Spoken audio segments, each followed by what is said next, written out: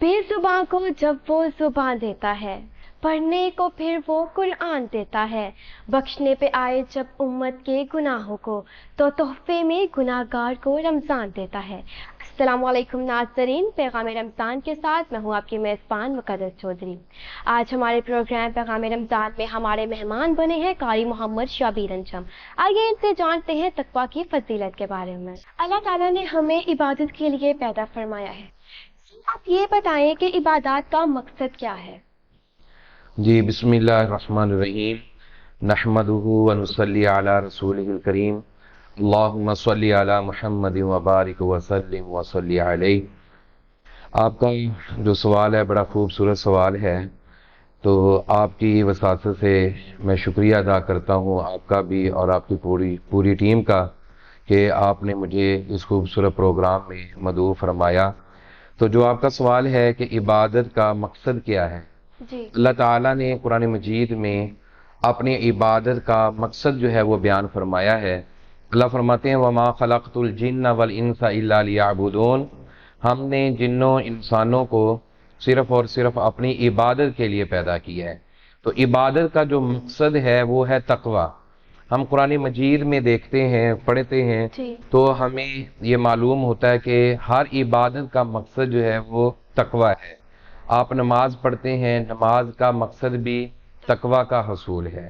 اسی طرح روزہ جو ہے، یہ رمضان المبارک کا مقدس مہینہ ہے، جی، تو رمضان المبارک کے مہینے کی جو اللہ نے عظمت بیان فرمائی ہے اور اس کا جو فلسفہ اور مقصد بیان فرمایا ہے وہ بھی یہی ہے، یا ایھا الذین آمنوا کتب علیکم الصیام کما کتب علی الذین من قبلکم لعلکم تتقون۔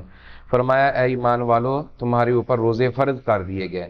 یہ صرف تمہارے اوپر فرض نہیں کیے گئے بلکہ تم سے پہلے لوگوں پر بھی اللہ نے روزے فرض کیے، اور مقصد کیا ہے؟ لعلکم تتقون، تاکہ تم متقی بن جاؤ۔ اسی طرح اگر ہم دیکھتے ہیں حج جو ہے، جو 9 ہجری میں فرض ہوا، اس کا مقصد بھی وَتَزَوَّدُوا فَإِنَّ خَيْرَ الزَّادِ التَّقْوَىٰ، یہ تقوی کا ہی حصول ہے۔ تو یہ عبادت کا مقصد اللہ نے تقوی بیان فرمایا۔ صحیح۔ اللہ تعالیٰ نے کس کس کو تقویٰ اختیار کرنے کا حکم دیا ہے؟ جی بے شک، اللہ تعالیٰ نے قرآن مجید میں انبیاء علیہم السلام کی برگزیدہ جماعت کو بھی تقوی کا حکم ارشاد فرمایا۔ اللہ تعالیٰ فرماتے ہیں یا ایھا الرسل کلوا من الطیبات واعملوا صالحا انی بما تعملون علیم وان ھذہ امتکم امۃ واحدہ وانا ربکم فاتقون۔ اللہ فرماتے ہیں انبیاء علیہ السلام کو کہ اے رسولو، اے انبیاء علیہ السلام، آپ پاکیزہ اور حلال رزق کھائیں اور نیک اعمال کریں۔ پھر آگے فرمایا وَأَنَا رَبُّكُمْ فَاتَّقُونَ، میں تمہارا رب ہوں، تم مجھ سے ہی ڈرتے رہو۔ اسی طرح پوری انسانیت کو بھی اللہ تعالیٰ نے تقوی اختیار کرنے کا حکم دیا۔ یا ایھا الناس، یہ لفظ استعمال فرما کے اللہ فرماتے ہیں کہ تم تقوی اختیار کرو، پرہیزگاری اختیار کرو۔ اور اسی طرح ایمان والوں کو بھی اللہ تعالیٰ نے فرمایا اے ایمان والو، تم بھی اللہ سے ڈرتے رہو، تقوی اختیار کرو۔ اور بہترین جو لباس ہے وہ تقوی کا لباس، وَلِبَاسُ التَّقْوَىٰ ذَٰلِکَ خَیْرٌ، یہ تقوی کا لباس جو ہے یہ بہترین لباس ہے۔ صحیح۔ پھر تقویٰ کہتے کسے ہیں؟ جی ماشاءاللہ، آپ کا بڑا اچھا سوال ہے، تاکہ ہمارے ناظرین کو یہ بھی پتہ چلے، سامعین کو، کہ تقوی ہوتا کیا ہے۔ تقوی کا جو معنی ہے اور اس کا اصطلاحی مفہوم جو ہم مراد لیتے ہیں وہ یہی ہے کہ تقوی کا معنی ہوتا ہے ڈر جانا، بچ جانا۔ اور اگر ہم اس کو اور زیادہ اصطلاحی مفہوم میں دیتے ہیں تو اس کا مطلب ہے بندہ ہر گناہ سے، ہر معصیت، ہر نافرمانی سے اپنے آپ کو بچا لے، گناہوں سے اپنے آپ کو دور کر لے۔ اور یہی بات حضرت فاروق اعظم رضی اللہ تعالیٰ عنہ کے بارے میں آتی ہے۔ تو انہوں نے پوچھا تھا کہ تقوی کیا ہے، تو جس سے سوال کیا گیا کعب الاحبار سے، انہوں نے کہا تھا کہ آپ کو کبھی خاردار جھاڑیوں سے گزرنے کا موقع ملا ہے؟ انہوں نے کہا جی کئی مرتبہ۔ فرمایا کیسے گزرتے تھے؟ فرمایا کہ جب میں گزرتا تھا تو اپنے کپڑوں کو سمیٹ لیتا کہ کوئی کانٹے دار جھاڑی جو ہے وہ کانٹا میرے لباس پہ، میرے جسم میں نہ لگ جائے۔ انہوں نے کہا کہ یہی تقوی ہے کہ انسان اپنے آپ کو گناہوں سے بچا لے اور اپنے آپ کو گناہوں سے بچا کر اپنی زندگی کے لمحات گزارے۔ صحیح۔ سر، تقویٰ کی اہمیت اور اس کے ثمرات کیا ہیں؟ جی، تقوی اللہ کا ڈر، اللہ کا خوف اپنے دل میں پیدا کرنا، اس کے ثمرات ہیں، اس کے فوائد ہیں، بہت زیادہ فوائد، بہت زیادہ ثمرات ہیں اس کے۔ اللہ کے نبی صلی اللہ علیہ وآلہ وسلم پر قرآن مجید نازل ہوا۔ میں ایک آیت مبارکہ یہاں کوٹ کرتا ہوں۔ اللہ فرماتے ہیں وَلَوْ أَنَّ أَهْلَ الْقُرَىٰ آمَنُوا وَاتَّقَوْا لَفَتَحْنَا عَلَيْهِمْ بَرَكَاتٍ مِّنَ السَّمَاءِ وَالْأَرْضِ وَلَٰكِنْ كَذَّبُوا فَأَخَذْنَاهُمْ بِمَا كَانُوا يَكْسِبُونَ۔ اللہ فرماتے ہیں کہ اگر یہ شہروں والے، اگر یہ گاؤں والے، قصبے والے، یہ لوگ ایمان لے آئیں۔ آمنو، دو چیزیں بیان فرمائے اللہ نے۔ آمنو کہ ایمان لے آئیں، واتقوا اور اللہ سے ڈر جائیں، یعنی تقوی اختیار کر لیں، تو اس کا فائدہ کیا ہے، فوائد کیا ہیں، اس کے ثمرات کیا ہیں؟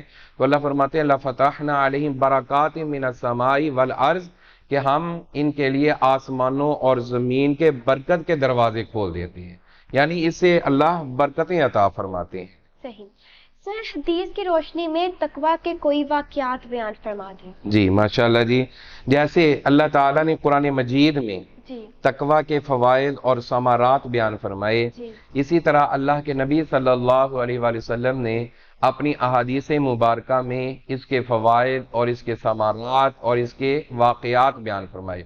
صحیح بخاری شریف کے اندر حدیث مبارکہ ہے، حضرت ابو ہریرہ رضی اللہ تعالیٰ وہ بیان کرتے ہیں، رسول اللہ صلی اللہ علیہ وآلہ وسلم نے فرمایا بنی اسرائیل کے ایک بندے کی مثال، اس کو پیسوں کی ضرورت پڑ گئی، انسان ہے، ضرورت پڑ سکتی ہے، اپنے کسی مسلمان بھائی کے پاس چلا گیا، بنی اسرائیل کے دوسرے آدمی کے پاس، اور اس سے جا کر کہتا ہے کہ مجھے 1000 دینار کی ضرورت ہے۔ اس نے کہا کہ میں پیسے تمہیں عطا کر دیتا ہوں، آپ ایسے کریں کہ کوئی گواہ پیش کریں، جیسے دنیا والی کہتے ہیں کہ اپنا کوئی گواہ لاؤ۔ اس نے کہا جی میرے لیے میرا گواہ جو ہے وہ اللہ رب العالمین ہے۔ کہا ٹھیک ہے، اپنا کوئی ضامن پیش کرو۔ اس نے کہا جی میرا ضامن بھی اللہ ہے اور میرا گواہ بھی اللہ ہے۔ اس نے کہا جی ٹھیک ہے، 1000 روپیہ اس نے دیا اور وہ لے کر چلا گیا، اور جہاں وہ گیا تھا وہ کشتی کے ذریعے یا ایسی جگہ تھی، سمندر پار تھا جہاں وہ اپنے بھائی کے پاس گیا تھا اس سے ملنے کے لیے۔ اب وقت مقررہ پر انہوں نے اپنا اس وعدے کو پورا کرنے کے لیے، چونکہ وعدہ اللہ سے کیا تھا، ضامن اور گواہ اللہ کو بنایا تھا، اب وقت مقررہ پر وہ پیسے ادا کرنے کے لیے وہاں آتا ہے، اور سمندر کے اندر طغیانی ہے، ایسے حالات ہیں کہ وہ جو ہے وہ سمندر پار کر کے نہ جا سکا، راستے میں ایسے حالات بن گئے۔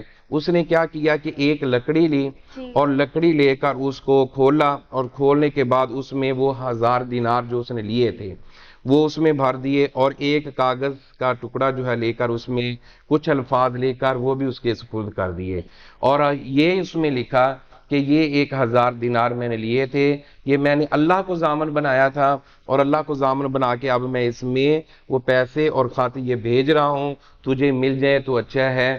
تو جب وہ اس کو دینے کے بعد، سمندر کے حوالے کرنے کے بعد، اللہ کے سپرد کرنے کے بعد وہاں سے چلا گیا، اب وہ بندہ وقت مقررہ پر وہ بھی وہاں موجود تھا، دوسری جگہ دوسرے کنارے پر آیا ہوا تھا کہ آج میرے بھائی نے وقت مقررہ پر پیسے بھیجنے ہیں۔